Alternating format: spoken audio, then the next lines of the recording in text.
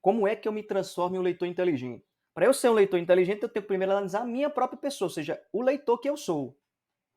Então eu tenho que ver onde é que eu estou e eu tenho que ver aonde eu preciso chegar.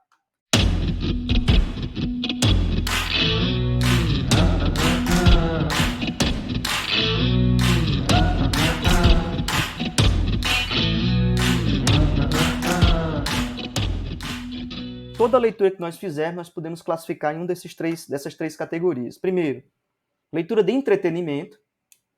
É uma leitura que você faz para passar o tempo, por diversão. Você está lendo um romance, está lendo uma revista. Você, por exemplo, você está escutando, vendo Netflix. Às vezes a gente vê um Netflix, um filme, uma série, a gente também vê por isso, por diversão. Mas outras vezes não é só por diversão. Outras vezes é para instrução, para você aprender alguma coisa. Mas geralmente, quando você vê uma série, um filme, é para se divertir. Mas existem livros também escritos para isso, para se divertir. É claro que você não faz só se divertir. Né? Você não faz só se divertir. Quando você lê um livro como Dom Casmurro de Machado de Assis, você está lendo Dom Casmurro. Você está ali se divertindo, porque é uma diversão, né? Ler Dom Casmurro. Mas você também aprende, você está aprendendo a escrever melhor, você está aprendendo palavras novas. Então é claro que os livros para diversão também possuem, eles também levam a outros fins. Mas o tipo de leitura que vocês aplicam para a diversão não é o mesmo tipo de leitura que vocês aplicam para esses dois outros estágios, para informação e para entendimento. Segundo estágio, informação. O que é que significa isso? Você lê para se instruir. Você lê para obter alguma informação, algum conhecimento, para retirar algum conhecimento do material que você está analisando. Então, quando eu vou ler um processo, por exemplo, eu sou do CONCEP. Então, chega lá um processo de um aluno pedindo para... Ele perdeu a matrícula e pedindo para se matricular fora de prazo. Então, eu vou lá ler o processo, ler os documentos que estão anexados ao processo. Eu não faço isso para me divertir, não tem diversão nenhuma naquilo, né? Eu faço isso para me instruir, ou seja, para me informar a respeito da situação do aluno e a partir daí eu poder deliberar melhor. Certo? Então, essa é uma leitura de instrução, uma leitura em que você vai atrás de informação. É o que a gente chama de leitura de instrução. Depois a gente vai falar um pouco de maneira mais profunda sobre isso. Terceiro tipo de leitura, a leitura mais alta, é a leitura de entendimento. Essa leitura aí, ela ajuda no aumento da inteligência, ou seja, no aumento da habilidade de entender textos e contextos, de entender não só textos, mas também situações. Leitura de entendimento. Essa leitura de entendimento ela é utilizada geralmente em leituras acadêmicas. É o mais conhecido, a mais conhecida leitura de tipo de leitura, o mais conhecido tipo de leitura de entendimento é a leitura que é utilizada na academia. Então eu vou lá estudar filosofia, isso é uma leitura de entendimento. Eu vou estudar um livro de matemática, uma teoria física, uma lei, isso é uma leitura para entendimento. E essa leitura para entendimento, a leitura deve ser feita de maneira mais concentrada, de maneira mais... Você tem que estar lá presente, de fato, com tudo que você é. Então, a cada grau e a cada patamar desse aí de leitura, você vai aumentando a exigência. A leitura de entretenimento não é uma grande exigência para isso. A exigência aumenta na leitura de informação e mais ainda na leitura de entendimento, que serve para o aumento da inteligência. Certo, pessoal? Isso aqui é a classificação das leituras quanto ao objetivo da leitura. Então, quanto ao objetivo, a leitura pode ser de entretenimento, informação e entendimento. Agora vamos para uma outra classificação, que não é mais quanto ao objetivo, embora esses objetivos também estejam presentes nessa outra classificação. Existe essa outra classificação aqui, que a gente toma agora a leitura, quanto aos métodos de leitura. Então, a gente pode distinguir pelo menos 4 tipos de leitura, não mais quanto ao objetivo, mas quanto ao método que você aplica para ler. A leitura elementar, que na verdade não é bem um método de leitura, mas é um conjunto de premissas, um conjunto de coisas que você deve, aqui você deve alcançar para começar o processo de leitura. Então, um conjunto de pré-requisitos para que o processo de leitura ele seja bem sucedido. É o que a gente chama de leitura elemental, preparação inicial para a leitura. Depois nós temos a leitura averiguativa, nós podemos chamar também de leitura informativa. que é uma leitura voltada para o levantamento das informações gerais trazidas por um livro, por um texto, por um contexto. Então são informações pinçadas, informações que você vai lá e pinça na situação ou no texto. Informações gerais sobre aquele texto e bem objetivas. É o que a gente chama de leitura averiguativa. É o tipo de leitura também que nós usamos, nós devemos utilizar quando, por exemplo, vamos comprar um livro. Vamos lá na livraria comprar um livro. A gente aplica essa técnica de leitura aí, averiguativa. Porque não dá para ler o livro todo na livraria. Então o que é que você faz? Você lê, pensando do livro, informações essenciais. É o que nós chamamos de leitura averiguativa ou informativa. Depois a gente vai ver um pouco mais sobre esse tipo de leitura também. Os outros dois tipos de leitura, analítica e sintópica, são tipos avançados de leitura. Avançados de leitura. Então, esses tipos de leitura aqui avançados, a leitura analítica e a sintópica, nós não vamos aprofundar hoje, nesse nosso seminário de hoje, porque a gente não tem tempo para fazer isso, mas eu vou trazer algumas informações gerais sobre esses dois tipos de leitura também, para vocês não saírem daqui completamente perdidos em relação a elas. Eu vou trazer algumas informações também, tá certo? Mas esses dois tipos de leitura analítica e sintópica são leituras que são métodos de leitura que são utilizados para o estudo sério, o estudo acadêmico, para você aumentar a sua inteligência e aprender coisas que você precisa para utilizar no resto da sua vida. Então você aplica esses dois tipos de leitura, analítica e sintópica. Leitura de entretenimento, leitura de informação, leitura para aumento da inteligência. Primeira divisão, em relação ao objetivo. Segunda divisão, em relação aos métodos. Leitura elementar, leitura averiguativa, leitura analítica, leitura sintópica.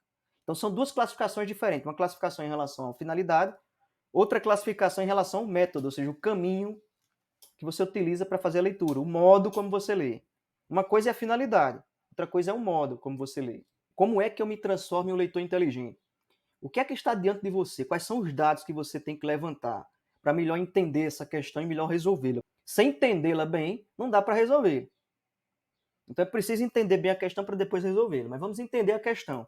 Então, quando eu digo para ser um leitor inteligente, o que é que eu devo fazer? O que é que está envolvido com essa questão? Primeiro está envolvida a questão da pessoa.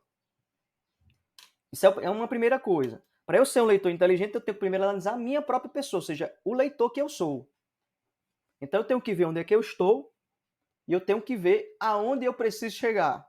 Então é a análise da minha pessoa, da minha própria pessoa, das minhas habilidades, das minhas capacidades de leitura, relacionadas com a leitura. Certo, pessoal? Então a primeira coisa é isso, olhar para mim. Depois, olhar para o método que eu utilizo. É claro que o método ajuda também. Olhar para o método, ou seja, para os meios que eu utilizo. E depois olhar para os fins onde eu quero chegar. Então essas três coisas têm que estar envolvidas. A minha pessoa, os instrumentos ou os métodos que eu tenho à minha disposição, depois os fins nos quais eu quero chegar, aos quais eu quero chegar. Então eu vou propor aqui algumas dicas sobre a organização da vida de estudos para ajudar a organizar essas três coisas. Sobre o método a gente vai falar daqui a pouco, mas agora eu quero me concentrar sobre o hábito que vocês têm. O hábito que vocês têm na vida de estudo, porque isso é importantíssimo, pessoal. Não há nenhum bom leitor se esse bom leitor ele não se forma através de um processo que demora, que é duradouro, que é contínuo, que exige esforço e que cria um hábito, que é o hábito da boa leitura. Então, nenhum bom leitor é bom leitor se ele não tem o hábito da leitura.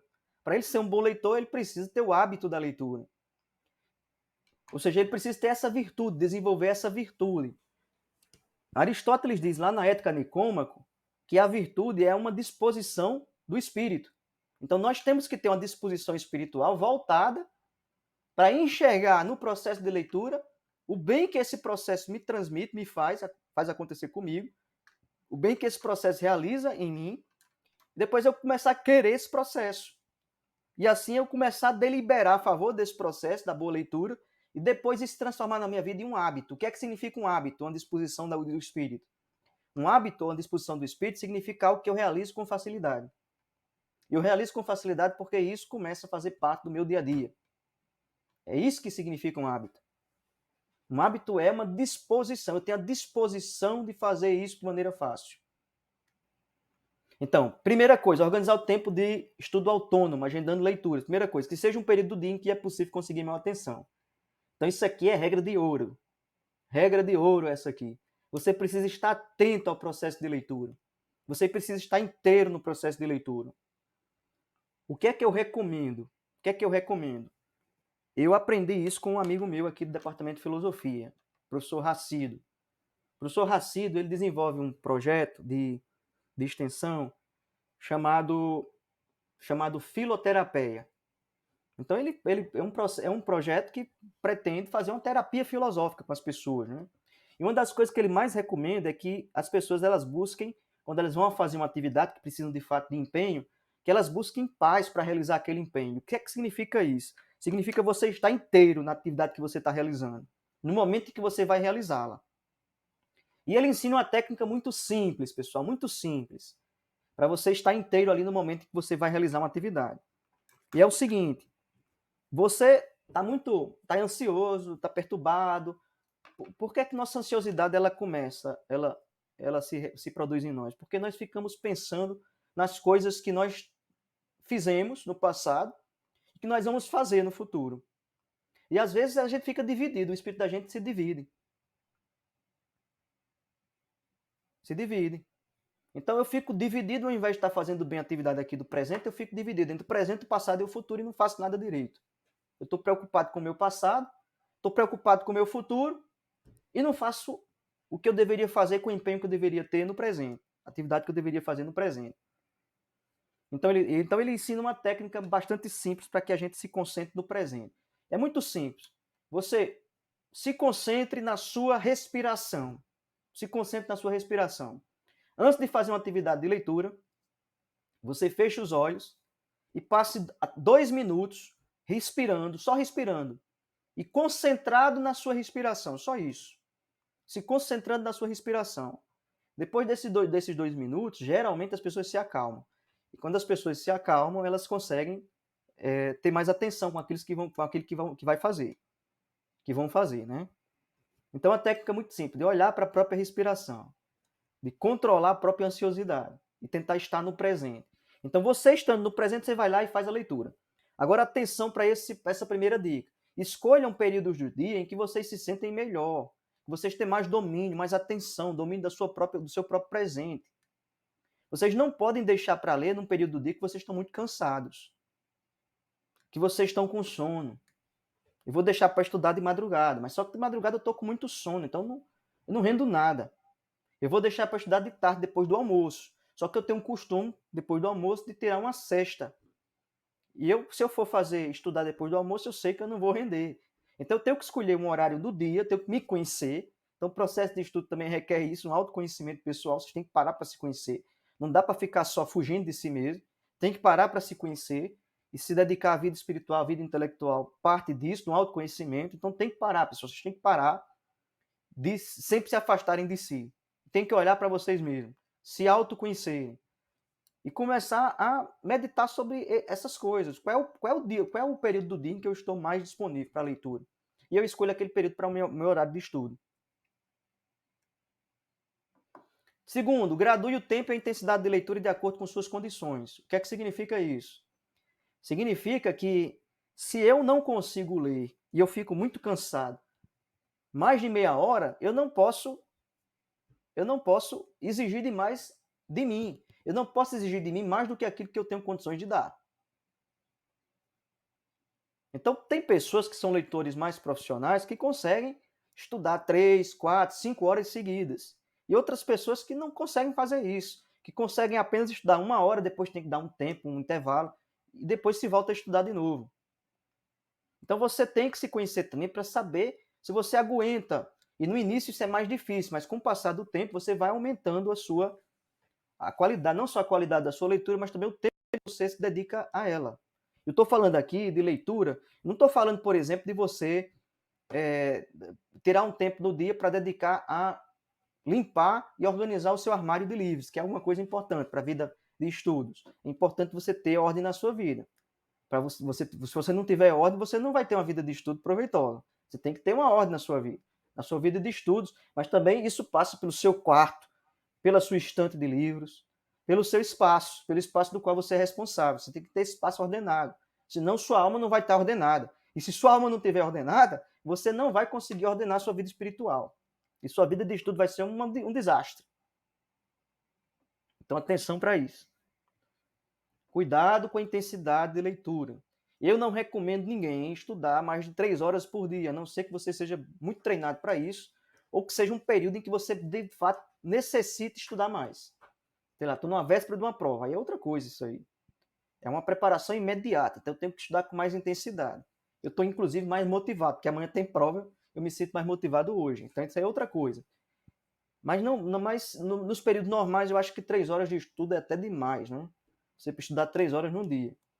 Mas vocês estabeleçam um limite, conhecendo as suas próprias pessoas, estabeleçam um limite. Eu não estudo mais de 3 horas por dia, a não ser que eu precise, eu necessite. Agora, eu tento respeitar isso também, né? Eu tenho todos os dias estudar. Terceiro, não se programe para estudar todos os dias, para evitar o cansaço prematuro. Ou seja, eu tenho que deixar o meu domingo, o meu sábado livre para fazer outra coisa, para fazer um esporte, para ir caminhar, para sair com a namorada, o namorado, para ir no cinema, para ir comer um cheeseburger com um colega, conversar com alguém, assistir um filme, alguma coisa desse tipo. Não dá para ficar 7 dias por semana em cima dos livros. Não façam isso. Isso é improdutivo. Isso é contraproducente. Então tenham também seu horário de lazer, respeitem o seu corpo. Quarto, respeite o período reservado para a leitura. Importantíssimo isso aqui. Você tem um período para leitura, você escolheu lá 2 horas para leitura por dia, naquele período ali esteja lendo. Não vá olhar o e-mail, eu até digo aí no 5, né? Nunca cheque seus e-mails ou agenda de trabalho antes de começar a ler. Porque você vai olhar o e-mail, aí passou meia hora, 40 minutos, 2 horas, acabou o seu horário de leitura, você não fez nada, porque estava olhando os e-mails, estava olhando a internet, estava olhando aquele vídeo, ou aquele filme, aquela crítica a um filme, estava fazendo outra coisa. Estava olhando uma mensagem que um colega seu mandou para você, que minha namorada mandou, que meu namorado mandou, etc. Não façam isso. Respeite o período reservado para a leitura. Sexto, comece logo a sua educação à leitura autônoma, não deixando para amanhã o que você pode fazer hoje. Outro conselho de ouro isso aí, né? Nunca deixe para amanhã o que você pode fazer hoje. Nunca faça isso. Nunca protele. Segundo conjunto de dicas, praticar os mecanismos básicos para melhorar a sua leitura. Primeira coisa, observe se você se confunde na vocalização de palavras desconhecidas. Você está lendo, você não consegue pronunciar a palavra. Certas palavras você não conhece, você não consegue pronunciar, você não consegue ler lá, reproduzir através do fonema os grafemas que estão escritos no texto. Se isso acontece com vocês, vocês precisam intensificar o processo de leitura em voz alta. Em voz alta, lendo e escutando o que vocês estão dizendo, procurando decodificar os fonemas, os grafemas, aliás, né, o texto escrito, procurando decodificar os grafemas, ou seja, o texto que está grafado no papel, em fonemas. Com o passar do tempo, se vocês fazem isso e aprendem a fazer isso, vocês vão melhorar bastante. Acompanhar também pessoas que leem bem, fazendo leitura em voz alta, é muito útil. Por isso que é interessante os pais lerem para os filhos. Lerem muito para os filhos, porque os filhos vão aprendendo a ler com os pais. Não só aprendendo a decodificar os grafemas e fonemas, mas aprendendo a certas outras coisas que não se aprendem com dicas, mas só se aprende olhando, observando os outros fazerem. É muito difícil você comunicar essas sutilezas. Por exemplo, as sutilezas são relacionadas com a leitura. Uma boa leitura feita em voz alta. 2. Observe se você sente dificuldade de vocabulário na maioria dos textos que lê. Se esse é o caso, você precisa começar a fazer exercício de leitura, cuidando para sublinhar as palavras desconhecidas e depois procurando descobrir seu sentido pelo contexto ou com o uso de um dicionário. Eu já falei sobre isso, né? Acho que não precisa a gente acentuar esse ponto.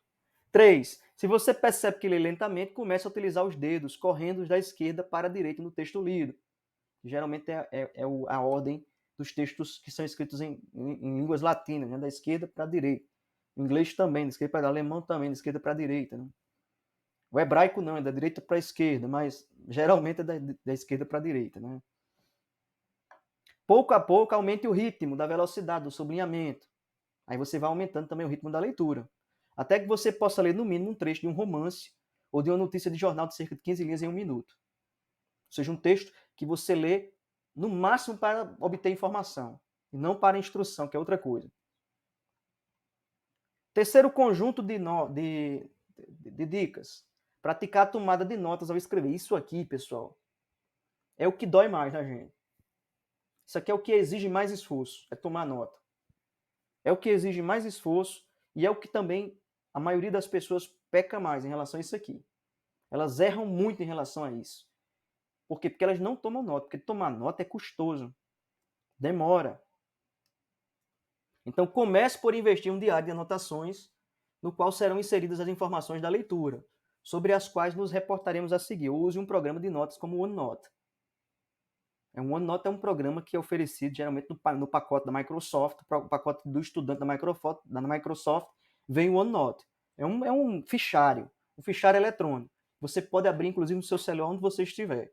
E você vai lá tomando notas nesse fichário. É o programa que eu utilizo, por isso que eu coloquei aqui. É o programa com o qual eu me dou melhor nesse programa, que é o OneNote. E comecei a utilizar esse programa quando eu fui fazer o meu doutorado. Eu não deixei mais de utilizar. Tudo que eu leio, eu faço resumo e coloco lá nesse programa, o OneNote. Todo artigo que eu escrevo, coloco lá nesse programa OneNote. Então, toda a minha vida de estudos está centrada nesse programa OneNote, que você, inclusive, pode salvar na nuvem. Então, você não perde uma coisa dessa. Ajuda demais tomar anotações, né? Fazer anotações. Por que anotações são importantes? Porque uma coisa, pessoal, é você ler um texto. Você lê um texto hoje, certo? Você lê um texto hoje. Aí você faz anotações do texto que você leu. Daqui a 15 dias, você não precisa ler o texto todo de novo.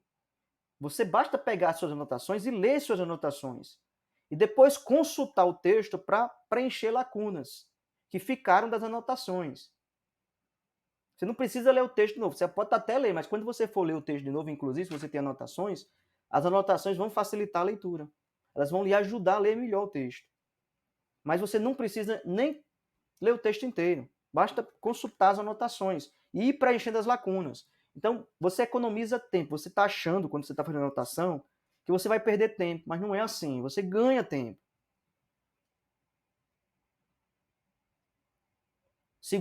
Segunda dica aí, com a ajuda de referência de teses, dissertações, artigos e livros. Referência é o quê, pessoal? As referências finais. Você vai chegar lá no final do artigo, tem aquelas referências. Artigos, livros, revistas, lá no final. Então você olha teses, dissertações, artigos, livros, olha a referência final. E olhando essas referências, você vai olhar em quê? Essa referência de quê? De coisas que lhe interessam, vocês estão interessados em estudar. Então, com a ajuda de referências, de teses, dissertações, artigos e livros, conselhos de pessoas mais experientes, como meu orientador, o orientador acadêmico, o meu professor da disciplina, o meu orientador de mestrado, o meu orientador de graduação.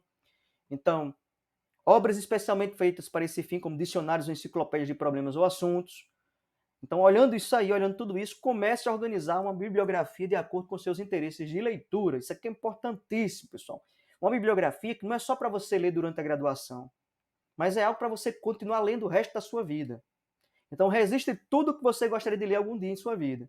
Então, eu tenho um assunto que está no meu coração. Por exemplo, eu sou estudante de Direito e eu quero me especializar em Direito Tributário. E eu devo começar, se eu quero de fato fazer isso, quero trabalhar nessa área, eu começo a me organizar para levantar a bibliografia relacionada com essa área. Os livros clássicos, os grandes textos, os livros mais citados, os livros dos especialistas, indicados pelos professores, pessoas mais experientes, que aparecem nas teses, nas dissertações, e eu começo a anotar esses textos. Eu estou viajando, passo numa livraria e vejo que lá tem um texto que eu não conhecia, do direito tributário. Eu vou lá e anoto o texto. Disse, um dia eu vou comprar esse livro. Anoto lá na minha lista. Mesmo que eu não tenha recursos, que eu não tenha possibilidade de comprar agora, mas é bom começar já a anotar isso. Para quê? Para que vai servir isso, pessoal? Isso vai servir para vocês começarem a organizar a sua vida futura de leitura. Então você não vai comprar um bocado de texto que não vai servir para nada, que você vai deixar na sua estante e você nunca vai ler. Você vai começar a organizar essa lista para você comprar de fato aquilo que vai lhe interessar, que vai ser importante para a sua vida de estudo. Porque você se interessa de fato por esse assunto. E o terceiro aí, as notas também devem ser feitas nas margens do texto lido, né? Dos livros, nosso livro, das nossas revistas, sublinhando, traçando linhas verticais nas margens, fazendo asterisco e outras marcas, inserindo números, inserindo o número de outras páginas no mesmo livro, nas margens ou de páginas de outros livros, circulando palavras-chave ou frases importantes, escrevendo pequenas observações nas margens. Então, se o livro é seu, pode fazer. Faça isso. Tem gente que diz assim, eu sou um desses, né? Eu não gosto muito de riscar meus livros. Eu não sei por que eu faço isso, porque de fato, o máximo que pode acontecer desses meus livros, eu não vou vender depois em sebo meus livros. Então, o máximo que vai acontecer depois é eu morrer, ficar esses livros aí e alguém doar para algum lugar. Mas talvez isso aconteça um dia, né? E talvez a pessoa que receber esse livro, o livro esteja lá limpinho, né? Sem muito risco, sem muita anotação, seja até melhor. Mas se o livro é seu, você pode fazer o que você quiser com ele. Anote, risque, bote asterisco, bote um papelzinho, né, para marcar. Faça o que você quiser e faça também no livro, porque isso ajuda. Você não precisa só fazer em notas separadas, você pode fazer também no livro. Por que eu prefiro as notas? Porque quando eu viajo, quando eu saio, quando eu estou fora de casa, quando eu estou na UERN dando aula, minha biblioteca não está lá comigo, se eu tiver lá nas notas, eu posso acessar para o meu computador por meu celular. Acesso minhas notas. Então é importante também você fazer nota, mas você pode fazer isso também nos livros. Nada impede que você faça isso nos livros. Tá certo, pessoal? Então seriam essas dicas aí gerais para vocês começarem a se organizar na vida de estudo e começarem também a projetar uma certa inteligência, uma certa dedicação à leitura de modo inteligente. Agora vamos falar, pessoal, daquilo que eu chamo de leitura. É o segundo nível da leitura, que é a leitura informativa, leitura averiguativa. Certo? A leitura informativa ou leitura averiguativa. Ou também, a gente pode chamar também, como eu coloco aí do texto aí em cima, né, leitura inspecional. Essa técnica aqui vai servir para quê, pessoal? Vai servir, vocês vão vão aplicar essas técnicas para vocês começarem a organizar aquela lista de livros que eu acabei de citar para vocês. Porque uma dificuldade é essa, professor, como é que eu escolho os livros? Como é que eu vou saber qual é o livro melhor para mim? Qual é o livro que eu devo ler? Eu vou ter que ler o livro para saber qual é o livro que eu devo ler? É assim? É um paradoxo, de fato, né? Porque para você saber o que um livro diz, você precisa lê-lo. Mas como é que você vai saber qual livro você deve ler se você não sabe ainda o que é que o livro diz? Então, para resolver esse paradoxo, foi inventada uma técnica que é utilizada até hoje. Os estudiosos inventaram espontaneamente essa técnica, com o tempo se transformou em um sistema, né, um método sistemático, para você tentar, de fato, a partir de uma leitura aproximativa, uma leitura que você realiza rapidamente, em 2 horas, 1 hora, 2 horas, mas às vezes até em 10, 15 minutos, para você tentar sondar a mensagem principal do livro e saber se aquele livro está apto ou não para ser lido por você. Se é bom ou não você ler aquele livro, né? Se é necessário ou não a leitura do livro. É o que a gente chama de leitura inspecional informativa. É a mesma técnica que vocês podem utilizar quando vocês vão numa livraria comprar um livro. Vocês vão na livraria comprar um livro. O que é que eu faço, professor? Quando eu vou na livraria comprar o livro? Apliquem essas técnicas aqui. Então vamos lá, pessoal. Essa técnica aqui é dividida em 2 momentos. 2 momentos. O primeiro momento que vocês têm aqui em negrito, aqui em cima, se chama sondagem sistemática pré-leitura. O que é que significa a sondagem sistemática pré-leitura? É um conjunto de técnicas que vai individuar informações essenciais do livro. Daqui a pouco eu vou falar sobre isso porque é um pouco mais complicado. E o segundo passo é esse aqui, leitura superficial. Ora, depois que você realizou a sondagem sistemática pré-leitura, você é capaz de classificar se vale a pena ou não a leitura daquele texto.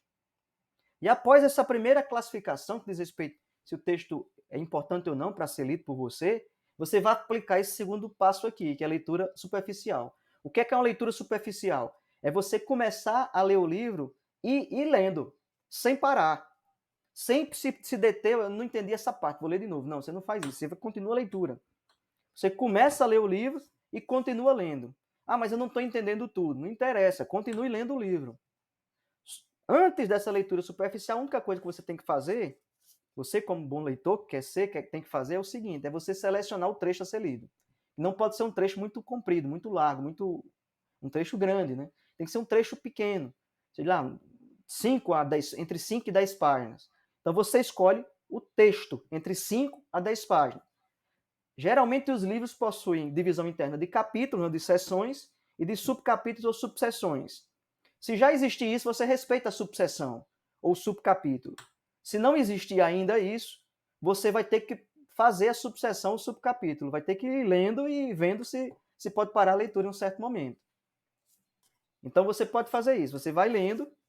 Se não tiver subdivisão interna já proposta no livro, você próprio tem que criar essa subdivisão interna. Mas o importante é isso. Primeiro, você criar uma subdivisão interna, entre 5 e 10 páginas, do interior do livro. Se já existir subdivisão, respeita a subdivisão que o autor propõe e valendo. Então você começa a ler e termina. Mas essa leitura você só faz no segundo momento. Mas eu quero já falar sobre isso, que é um momento mais simples. Para a gente passar para o primeiro momento, que é mais complicado. Antes de fazer essa leitura corrida, essa leitura rápida, superficial, que todo texto exige no seu início, para quê, pessoal? Todo texto existe no seu início para quê? Essa leitura superficial é apenas para você ter uma ideia geral do texto. Você já ir identificando aonde, dentro desse texto que você vai ler, nessa leitura superficial, existem as maiores dificuldades de compreensão. Você pode anotar ali do lado, riscar assim do lado do livro. Anotar, página tal, parágrafo tal. Aqui há uma dificuldade de compreensão. Se eu li e não entendi nada. Geralmente essas partes onde você lê e não entende nada, geralmente é o núcleo do texto, né? A essência do texto, a coisa mais difícil do texto que o autor propõe para ser entendido. E é justamente aí que você precisa insistir. Mas você faz isso depois. Primeiro você faz uma leitura superficial, vai só anotando as dificuldades que você vai encontrando. Se não tiver palavras que você não conhece, você sublinha. Se tiver trechos que você não conseguiu entender completamente, está muito difícil de entender, você também marca e continua a leitura até o fim. Depois você volta. Só que o primeiro momento da leitura é aquele que a gente chama de pré-leitura ou sondagem sistemática, anterior, inclusive, a essa leitura rápida. O que é essa pré-leitura ou sondagem sistemática? É aquele processo de você você se familiarizar com o livro e você vai ler. Como é que você vai fazer isso? Você vai sondar no livro as informações que o livro lhe traz. Por exemplo, bota aí, número 1, examine a folha de rosto do livro e o prefácio do livro, procurando notar o objetivo do livro, seu assunto. Então, geralmente, a gente olhando a folha de rosto, olhando a capa, a contracapa, as orelhas do livro, o sumário do livro, o prólogo do livro. Então, são essas informações gerais que estão disponíveis no livro que os editores colocam no livro para nos ajudar a escolhê-lo para leitura ou não. A gente tem que aproveitar dessas informações que o livro já traz para tentar ter uma ideia geral sobre o livro, uma primeira ideia sobre o livro. Então, examine a folha de rosto e o prefácio do livro, procurando notar o objetivo do livro, seu assunto. 2. Observe o sumário, a fim de conhecer a estrutura geral do livro e procurar algo específico que se queira nele. 3. Leia a capa, a contracapa, as orelhas do livro, onde os autores costumam resumir informações importantes sobre a obra. E 4. Consulte o índice remissivo. Às vezes o livro traz, né? O que é esse índice remissivo? É aquele no final do livro, alguns livros eles trazem um índice.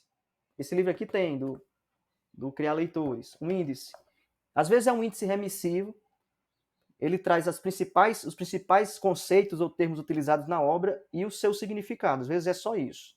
Mas às vezes também o livro é bem mais completo, como esse aqui de Mortimer Adler, e ele vai trazer no final do livro,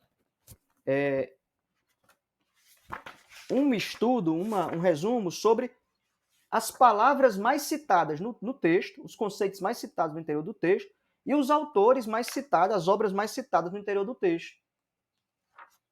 E a partir daí, olhando o que é mais citado, os conceitos mais citados, as obras mais citadas, os autores mais citados, inclusive tem indicação das páginas, você vai lá no interior do livro e olha algumas dessas páginas. Por exemplo, tem um conceito lá que é citado 50 vezes no livro. O conceito de bem comum, por exemplo, é citado 50 vezes. E um outro conceito é citado 3 vezes. Ora, esse conceito que é citado 50 vezes é um conceito muito importante no livro, é o conceito mais citado do livro. Então, é um conceito que eu tenho que prestar muita atenção. O índice remissivo, no final, nos ajuda a entender isso, a entender quais são os conceitos mais importantes presentes dentro do livro, inclusive indicando as páginas. Então, eu posso ir lá no interior do livro e olhar algumas páginas, fazer uma leiturazinha sobre algumas dessas páginas. Mesma coisa, eu posso fazer em relação ao índice. Ver no índice o que é que a estrutura dos capítulos, né? Os títulos dos capítulos do livro. Então, para eu começar a ter uma ideia do livro, começar a imaginar como é que esse livro foi escrito, qual era a concepção que o autor tinha em relação aos livros. Pessoal, esse exercício é tão importante que, às vezes, ele é mais importante fazer isso em várias obras do que você ler uma obra só. Para uma monografia é essencial que isso aqui seja a primeira coisa que vocês façam. Vocês comecem a pesquisar, por exemplo, monografia, dissertação, tese de doutorado, para vocês organizarem a bibliografia que vocês precisam estudar. A primeira coisa a fazer é isso. Você aplicar uma técnica dessa de pré-leitura ou sondagem sistemática para avaliar quais são os textos mais importantes, mais significativos, e já ter uma ideia desses textos. Então, depois disso aqui, pessoal, vocês vão ter que, que o bom leitor, ele vai ter que ter condições de produzir um resumo, responder algumas questões sobre o texto. Do que é que o livro fala? Do que é que o livro fala? Quais são os conceitos mais importantes presentes no livro? Eu sou capaz de resumir, numa ideia geral, o assunto desse livro? Como é que esse livro é dividido? Quais são suas seções, seus capítulos, suas partes? Então, eu preciso responder a esse tipo de pergunta fazendo essa sondagem sistemática. Bem, para terminar, eu queria só mencionar o que significa leitura analítica e leitura sintópica de textos. O que é que vocês devem fazer quando vocês se propõem a fazer uma leitura analítica? Ou seja, que método vocês devem aplicar em um texto no qual vocês querem se aproximar com seriedade, para aprender o que o texto diz, ou seja, para estudá-lo de fato, academicamente, cientificamente, filosoficamente, teologicamente, seja lá qual a ciência que vocês desenvolvem. Então, para me aproximar desse texto com seriedade, o que é que eu devo fazer? Então, eu devo aplicar as técnicas de leitura analítica. Então, em resumo, são alguns passos, depois eu posso oferecer um outro vídeo, posso indicar um outro vídeo para falar sobre isso, eu vou publicar um outro vídeo depois falando sobre leitura analítica. Mas, em resumo, a leitura analítica se trata de alguns passos essenciais, que são esses passos aí indicados na letra B. São esses 4 passos, indicados aí de 5 a 8. De 5 a 8. Então, depois de vocês terem submetido o texto que vocês têm em mãos, aquela leitura averiguativa que eu acabei de falar, da qual eu acabei de falar, você lê a capa, contracapa, página de rosto, índice remissivo, sumário. Depois de submeter o livro a esse tipo de leitura, você começa o processo da leitura rápida, da leitura de um fôlego, né? Da leitura em um fôlego. Você lê e termina o texto que você selecionou. Depois você volta ao início e começa a ler novamente o texto, só que agora com mais cuidado, de modo a você identificar algumas coisas.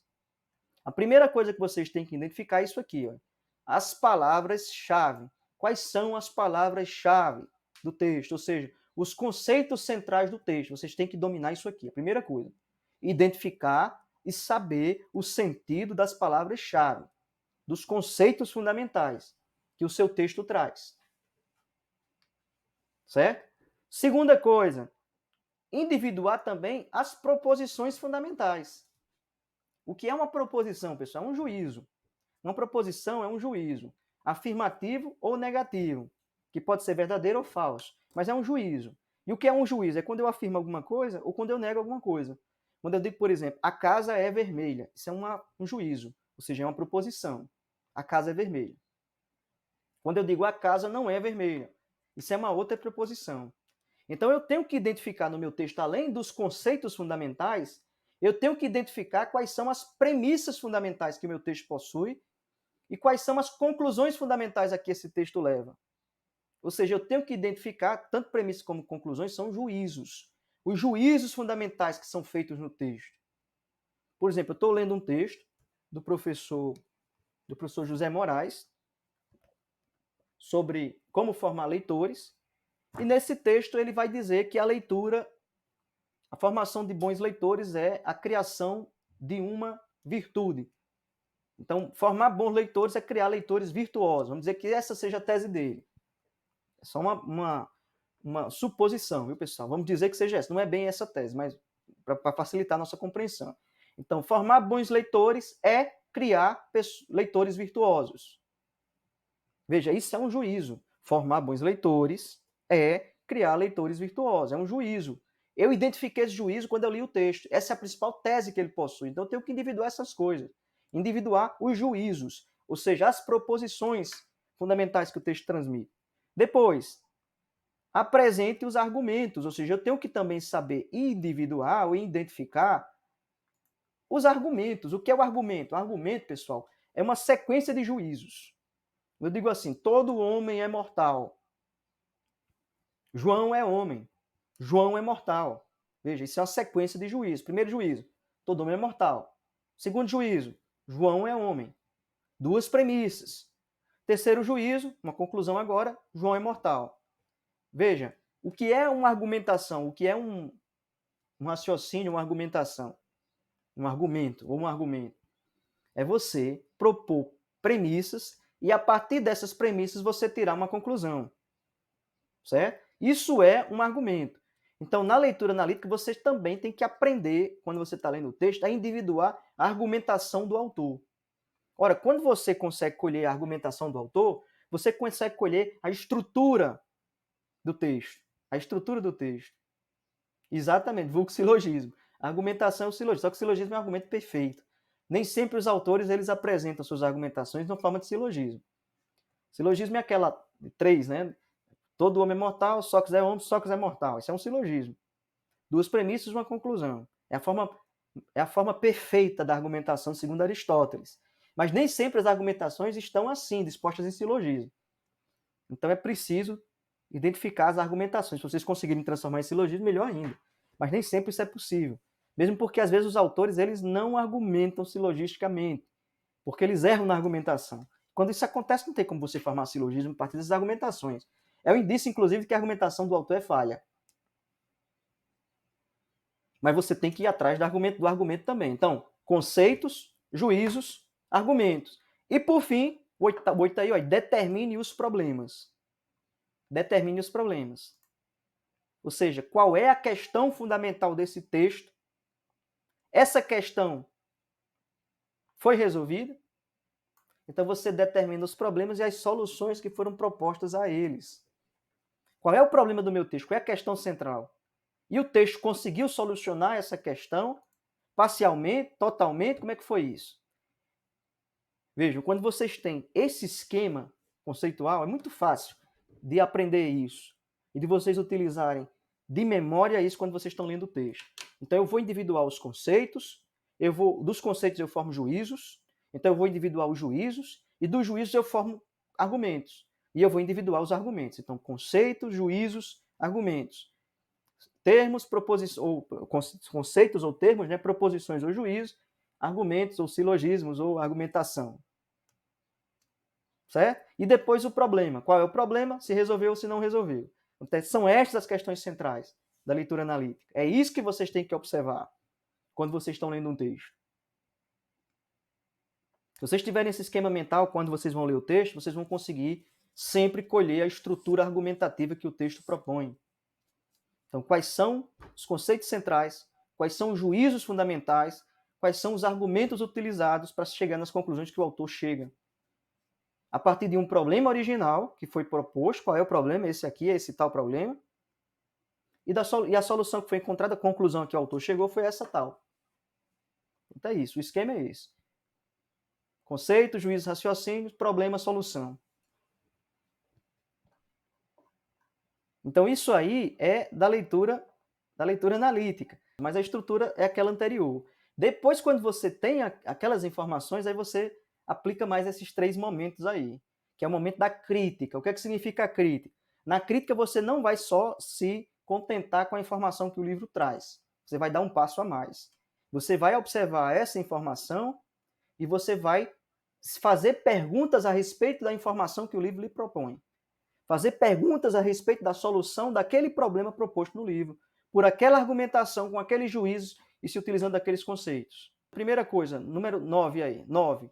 O entendimento do conteúdo do livro deve preceder qualquer posicionamento crítico, ou seja, a primeira coisa é você aplicar aqueles passos anteriores.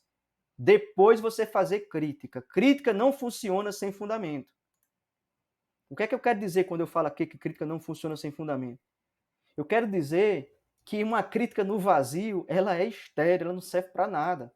Uma crítica feita no vazio não serve para nada. A crítica ela deve estar fundada no conteúdo, ou seja, no que o livro de fato apresenta. Então, no conteúdo apresentado pelo livro. Número 10. Não divirja de um autor de modo polêmico. Lembre que o importante não é a pessoa do autor, mas a avaliação do conteúdo. De modo polêmico significa divirja com educação.